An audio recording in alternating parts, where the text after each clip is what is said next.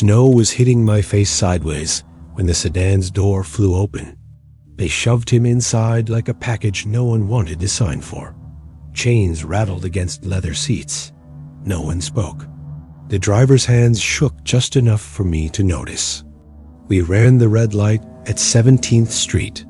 2 turns later, the world went quiet, no traffic, no voices, just the hum of an engine heading somewhere it shouldn't. I checked my watch.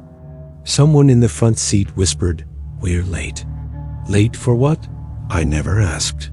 Not then. Not when the first lock clicked shut behind us. You think you know what happens inside that building. You don't. Before I regret saying any of this, hit that like button. Subscribe if this already feels wrong. And tell me what city you're watching from. And what time it is? Washington, D.C., February 1984. The door closed. The snow had been falling for hours. The kind that turns the air heavy and makes the ground sound different under your boots. I was posted by the service entrance of Andrews Air Force Base when the lights appeared in the distance. No markings on the fuselage, just a matte gray that drank in the floodlights. The cargo ramp lowered, and instead of crates or troops, 2 men in dark coats emerged, each gripping an arm of someone between them. The man wore no winter coat, just a thin suit and a set of handcuffs biting into his wrists. His face was blank, not the dazed kind you see on drunks, but the deliberate kind like he'd trained himself to erase it. We walked him straight to a waiting sedan, its windows tinted black enough to hide the reflection of the base lights. Inside, the heat blasted against my face, fogging my glasses. I sat across from him, close enough to see the shallow cuts across his knuckles. He didn't flinch when we hit the first pothole, didn't look up when the driver muttered something into the radio. By the time we reached the city, the snow had hardened into ice. Each red light we ignored felt less like urgency and more like inevitability. My badge wasn't checked at the first barrier or the second, which meant someone far above my clearance had already cleared the way. We rolled to a stop by a side door I'd never seen used before. No press, no staffers, no uniformed guards, just a single man in plain clothes holding a keyring the size of his fist. He opened the door without a word, and the heat inside hit us again, thick with the smell of old carpet and fresh paint. They handed me an envelope, unsealed, with my orders. Custody until further notice. No questions. No exceptions. The man in chains glanced at me once quick, sharp like he'd just measured something about me. Then they pushed him forward, and I followed, the sound of the locks behind us ringing, louder than the wind outside. And that was the first time I wondered if the snowstorm had been the cover or the distraction. The air changed the moment we stepped below ground, heavier, stale, with a hint of mold pushing through a recent coat of paint. The hallway was narrow enough that my shoulder brushed the wall every few steps. No windows, just yellowed fluorescent tubes humming overhead. They led him into a room the size of a small office. A metal table sat dead center, flanked by 2 folding chairs, and against the far wall, a military cot with a blanket so thin you could read through it. The paint here was fresher, brighter, but streaked in places where someone had rushed the job. The smell of it mixed with the damp in a way that made me think of basements meant to be forgotten. I closed the door behind us and locked it from the inside. He sat without being told, his wrists still cuffed, eyes aimed past me as if he could see through the wall. Not at me, not at the table, at something farther away, locked in his own head. I tried to break the silence. "You need water?" Nothing, not even a twitch. Just that fixed stare. His breathing was slow, deliberate. In the corner, an old radiator clicked to life, coughing heat into the room. I positioned myself by the door, leaning against the frame. My training told me to read him, to assess his potential threat level. But the stillness he radiated didn't feel like control. It felt like waiting. The only sound was the fluorescent hum and the occasional drip from a pipe somewhere overhead. Minutes passed, maybe longer. His hands stayed on the table, palms down, fingers flat, as if pressed against something I couldn't see. That's when I noticed his lips moving, not words, not a prayer, just the shape of sounds with no breath. Behind them, a habit maybe, or a signal I didn't yet understand. I kept my mouth shut. Some silences aren't meant to be filled, and standing there in that sealed, airless room, I realized this wasn't a holding space. It was a waiting room for what? I didn't know yet. It was close to midnight when he finally spoke. Not to me, exactly, more like to the space between us. His voice was low, the kind you use when you're not sure who's listening. He started with fragments, lists, launch codes, names. Each word carried the weight of something that didn't belong in a room like this. I didn't push him. You don't rush a man who decides to open a vein. The more he spoke, the more I understood that what he carried wasn't leverage, it was a death sentence. He mentioned senior officers in Western Europe, people I knew by reputation, some by face. If half of it was true, he wasn't just a deserter. He was a walking breach in the Cold War's dam. I'd been trained to handle dangerous men, but danger was something you could see, aim at, contain. This was different. His danger was invisible, stored in the way his eyes flicked to the corners of the room before he spoke, like he knew the walls had ears. I asked how he'd come by this information. He smiled without humor and said, "You don't want that story." He wasn't wrong.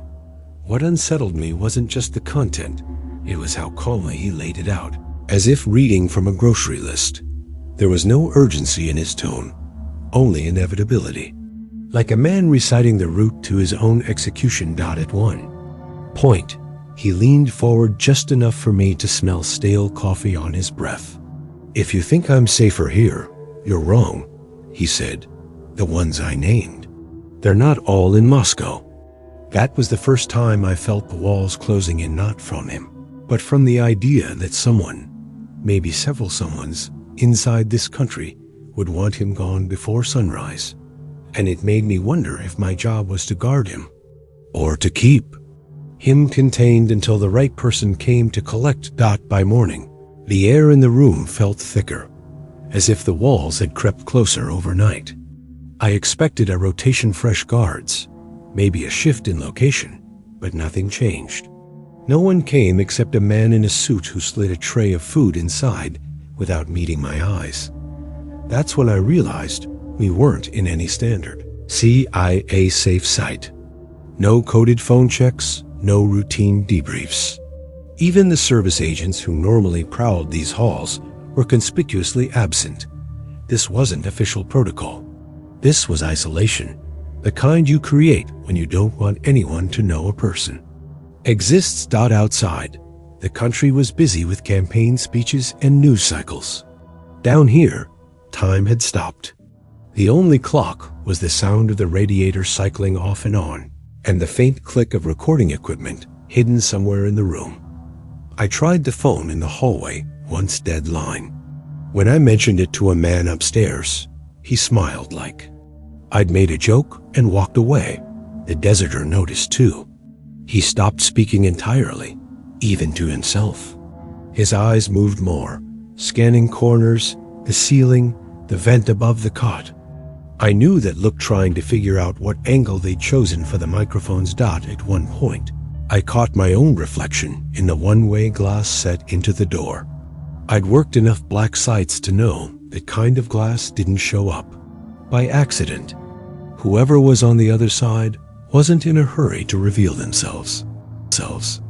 The silence became its own kind of interrogation, not for him, but for me. The absence of orders was the order. Keep him here. Keep your mouth shut. Don't ask why no one else seems to know he's here. By the end of that second day, I'd stopped wondering about the outside world. Whatever was going on above ground didn't matter. Down here, we were already in a different country. It was around 2 in the morning when I heard the scrape.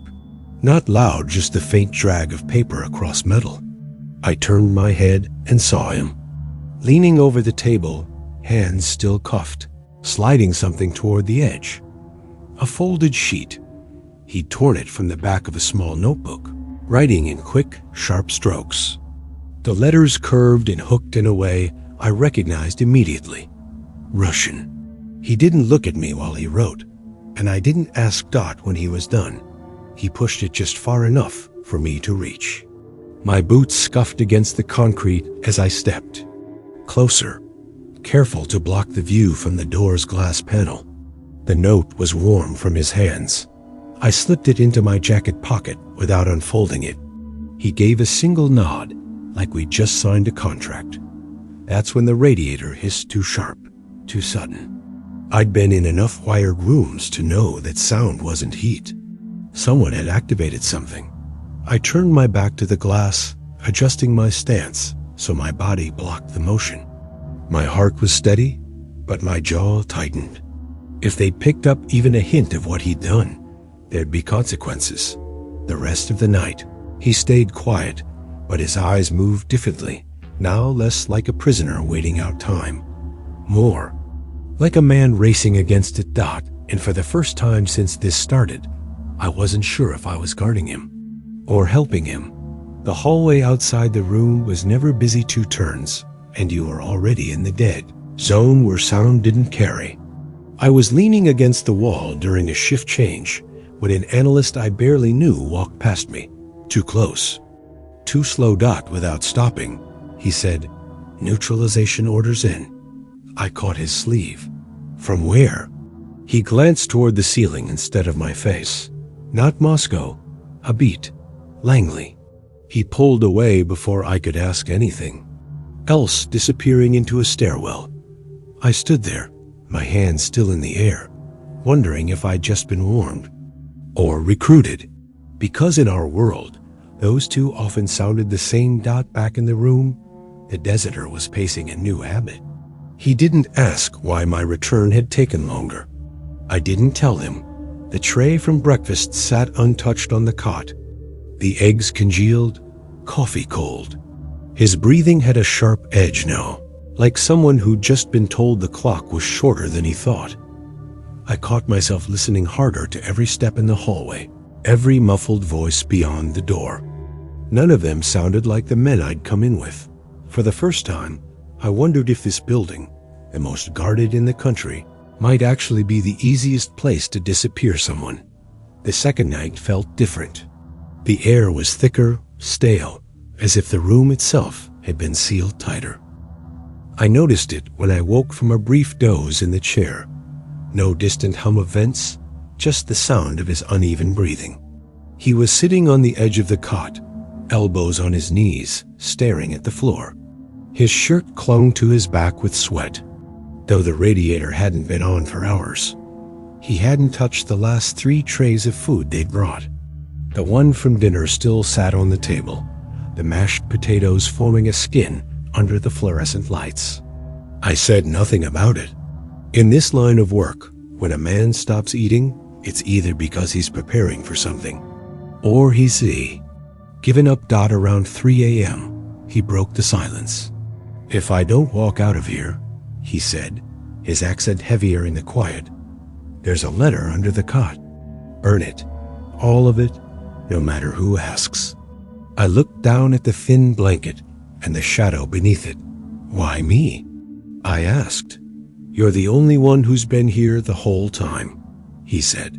That means something. It didn't feel like a compliment. I didn't move toward the cot. I'd been around enough to know that taking possession of something like that, even just touching it, could shift you from witness to accomplice in a second. Still, the thought of it burned in my mind, and I couldn't help but glance at the shadow again. Later, I stepped into the hallway for a quick stretch. The lighting there was dimmer, warmer. 2 men in plain suits walked past, without looking at me.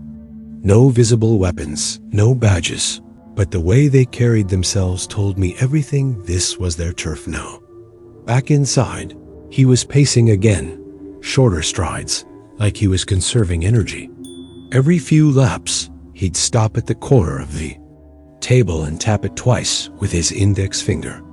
No rhythm, no pattern I could decode. I asked if he'd slept at all. He shook his head.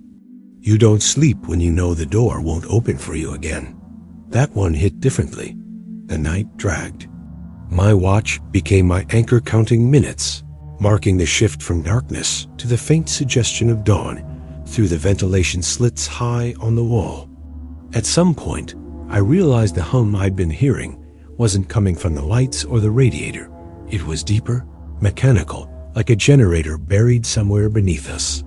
I leaned back in my chair, pretending to doze, but kept one eye on the door. Every so often, I caught his gaze flicking toward me, as if measuring whether I'd follow through on his request if it came to that dot by the 48th hour. The tension had settled into something heavier than fear. It was the certainty that whatever was coming had already been decided. The only unknown was when they'd choose to execute it. He sat down across from me and rested his cuffed hands on the table.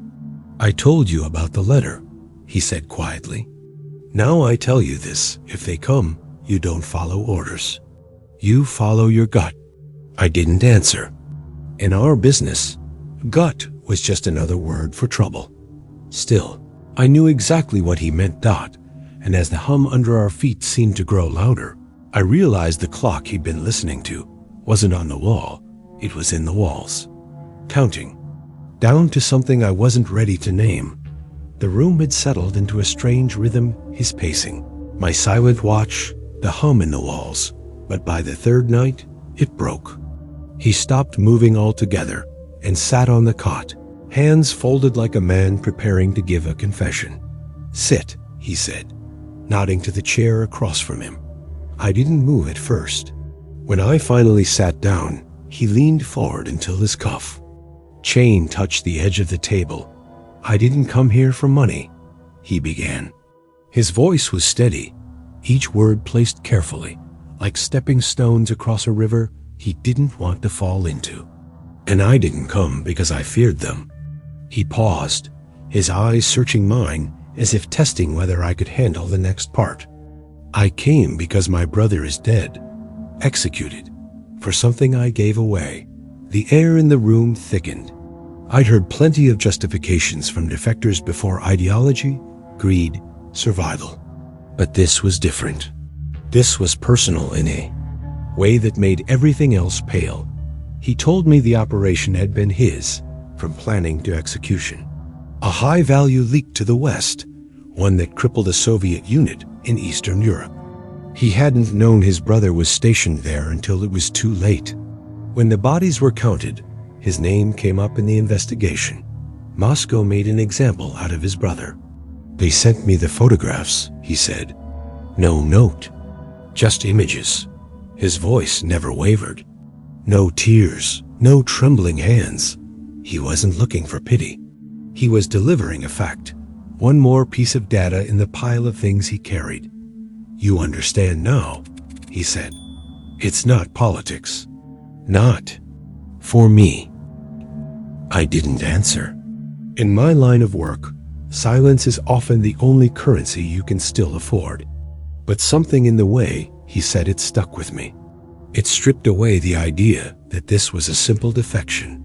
This was a man who had crossed the line not out of loyalty to one side or hatred for another, but because the line had already taken everything from him. He leaned back, the chair creaking. They won't let me testify, he said. Not here, not anywhere. But I needed one person to know why I crossed.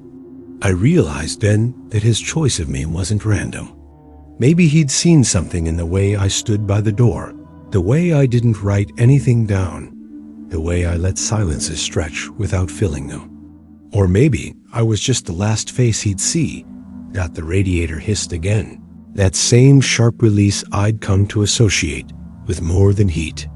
My eyes flicked to the vent above the cot. He followed my gaze and smiled faintly. They're listening, he said. They always were. For the next hour, we didn't speak. He sat still, his hands resting on the table while I stayed by. The door. At one point, I thought he'd fallen asleep, but then his eyes opened and locked on mine. "When they come," he said, "remember, no badge is worth your name." It wasn't a threat. It was advice. And it sounded like the kind of advice a man only gives when he knows the window for saying it is about to close for good. The hum in the walls was steady, the fluorescent light unblinking. But under it all, I could feel something shifting like. The weight of the building itself had changed. And that's when I realized the story he just told me wasn't just his. In a way I couldn't yet name, it was about to become mine too. It was close to midnight when the hallway outside went. Quiet too quiet. Even in the dead hours, you'd catch the muffled roll of a cart, the creak of a door hinge, the low murmur of voices. Now there was nothing. I checked my watch out of habit. 23:57.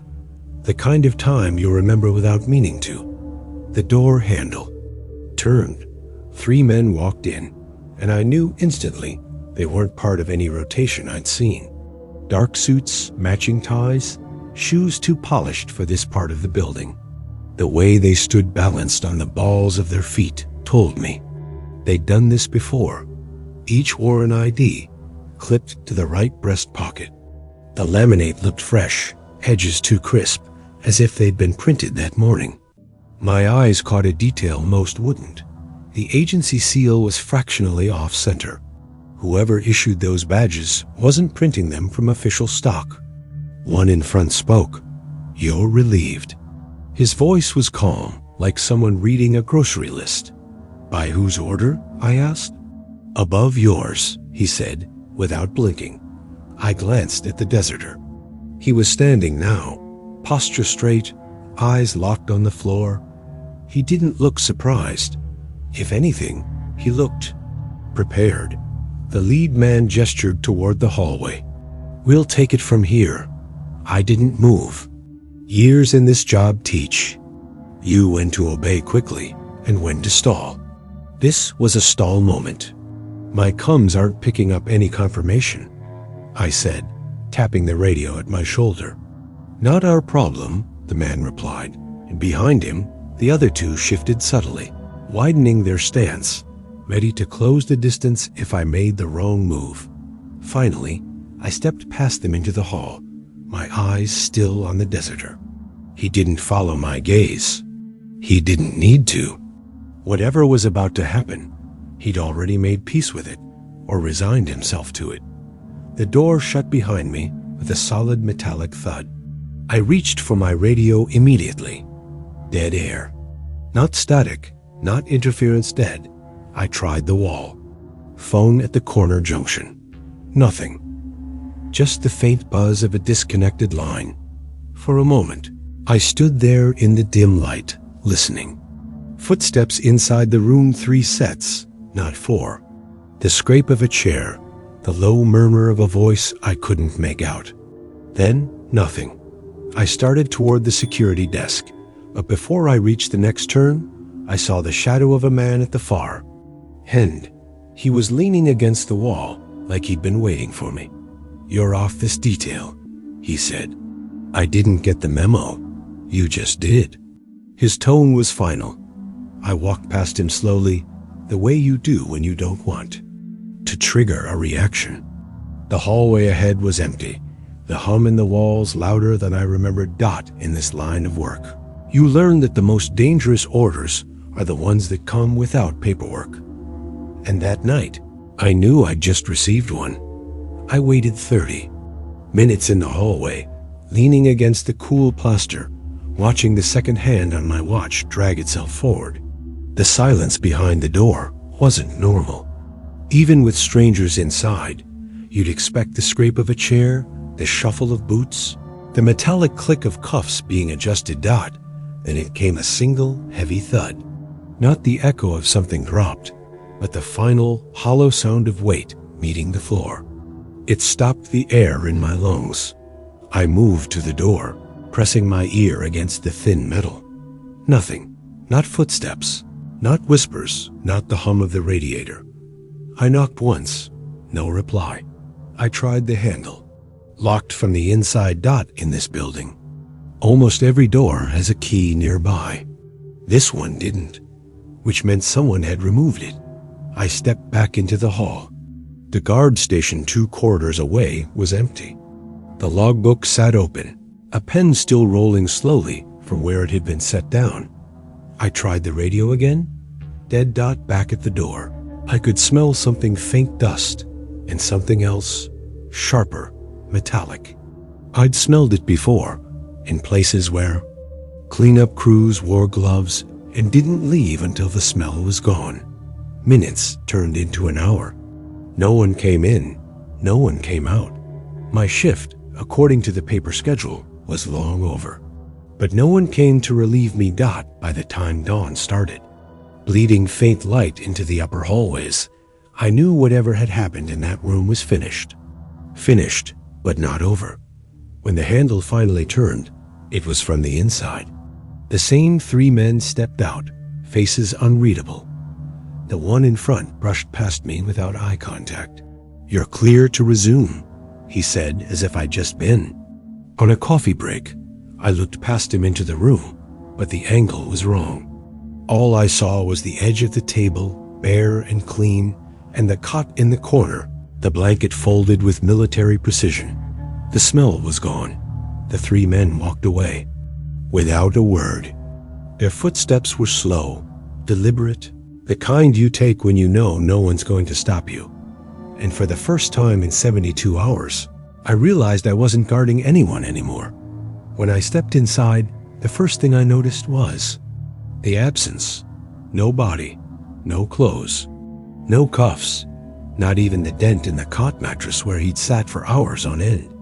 The table was wiped clean, the chair pushed in, as if the room had never been used. And my eyes caught it on the table, near the edge, were small, jagged scraps of paper. The note he'd slipped me 2 nights before, the one I'd hidden in my jacket. Except now, it was here in pieces, as if someone had tried to erase the act of giving it to me. I picked up a fragment, the corner of a single Russian letter barely visible. The rest was just torn fibers. Whoever had done this hadn't rushed. The edges were clean, methodical. The air in the room felt different now, emptier, but charged, like a stage after the actors had left, but the lights stayed on. I checked under the cot. Nothing. The vent above was closed tight. The radiator was cold. There was no sign of a struggle. No overturned furniture. No blood. Just a room unnaturally still, as though it had been staged to look like he'd never existed. I stepped back into the hallway. The security desk was manned again. A different officer behind it, flipping through a crossword. I asked if anyone had logged a transfer from my post. He glanced at the clipboard, shook his head. No. Entries. I didn't push it. In this line of work, asking twice is how you get your own name added to a list. Back in the room, I took one last look around, my eyes scanning the corners, the ceiling, every shadow. Nothing. I slid the smallest scrap of paper into my pocket, the one with the partial letter before walking out. My jacket felt heavier than it should. Somewhere above us, the White House was waking up. Phones ringing, doors opening, coffee brewing. Life moving forward, oblivious to the fact that, for 72 hours, a man had been hidden in its basement, and then erased. And I knew that if I tried to put this in a report, it would come back to me in the same condition as that note, torn to pieces, edges clean. Weeks passed before I heard his name again, if you could call it that. It came during a routine morning briefing, buried between updates on foreign delegations and budget allocations. One of the senior officers, flipping through a stack of memos, said almost casually, "That problem was resolved before it reached the Oval." No one asked for clarification. No one even looked up. The conversation rolled on to the next topic as if nothing had been said. I sat there, hands folded on the table, keeping my face as neutral as theirs. Inside my jacket, pressed flat in my wallet, was the fragment of the note I'd salvaged. It had become more than a scrap of paper. It was proof that, for 72 hours, something had happened in the most secure building in the country that no one wanted to admit. Sometimes, late at night, I take it out and look at it. The single Russian letter is meaningless to anyone else. But to me, it's the weight of a presence I can still feel if I close my eyes.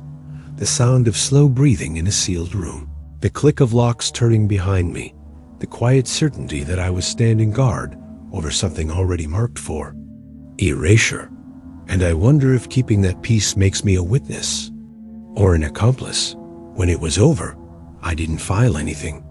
Not because I forgot, but because there was nothing to file. No name, no badge number, no transfer order. Just the memory of a locked room and a man who spoke in measured truths.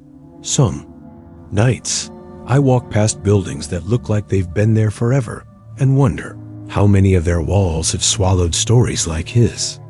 You start to realize history isn't just what's written, it's what's removed. The fragment of his note is still in my wallet. I don't take it out often. When I do, I hold it between my fingers, feel the fibers, and think about the silence after that last thud. It's not guilt I feel. Not exactly. It's knowing that somewhere, someone else carries the rest of that page. And maybe they think the same thing I do. We were never meant to keep it. If you made it this far, maybe you were meant to hear this. Subscribe if you want to know what else never made it to the files. And tell me in the comments, did you already know about any of this? Or did I just ruin your sleep?